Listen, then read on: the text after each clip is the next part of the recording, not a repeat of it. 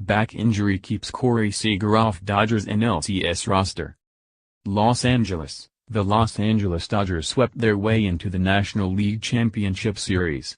The Chicago Cubs had to endure a harrowing fifth game against the Washington Nationals, travel cross-country, and then have their flight diverted to Albuquerque because of an ill passenger.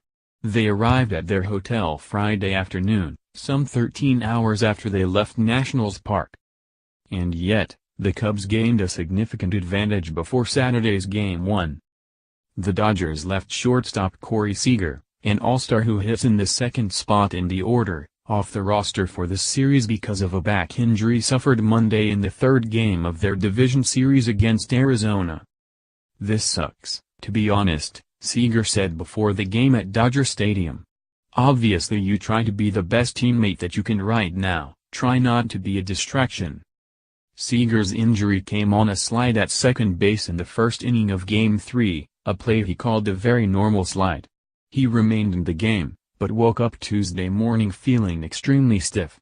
The Dodgers gave him an epidural to help relieve the symptoms, and Andrew Friedman, the team's president of baseball operations, said Seager felt better each day. "He has progressed," Friedman said. "But just not rapidly enough that we felt comfortable with the risk." The injury put 28-year-old Charlie Culberson at shortstop for Game 1 against Cubs lefty Jose Quintana. Culberson hit just .154 in 15 games with the Major League club this season and spent most of the season with Class AAA Oklahoma City. "He's a really good defender," Friedman said. "He has handled left-handed pitching pretty well, and just adds versatility to our group."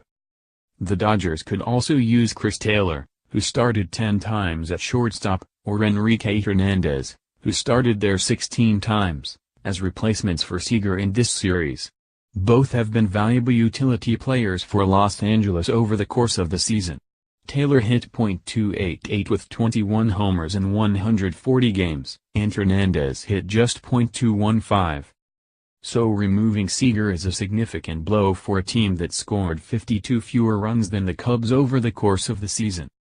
After winning the National League's Rookie of the Year award in 2016, Seager hit .295 with 22 home runs and an .854 on-base plus slugging percentage. An elbow problem kept him out of the lineup for 2 weeks in September, but the Dodgers expected him to start every game of their playoff run. The only way Seager could return during the NLCS would be if another Dodger were injured. In that case, Friedman said the club would have to evaluate how much Seager had improved in the interim. Seager will not travel with the team to Chicago for Games 3-5, which are Tuesday, Wednesday, and Thursday. "It's not anything that is of concern as we look forward in terms of next spring training," Friedman said. "Obviously that's not what any of us are focused on right now. We're optimistic that he'd be ready for the next round. That being said, we're not going to venture past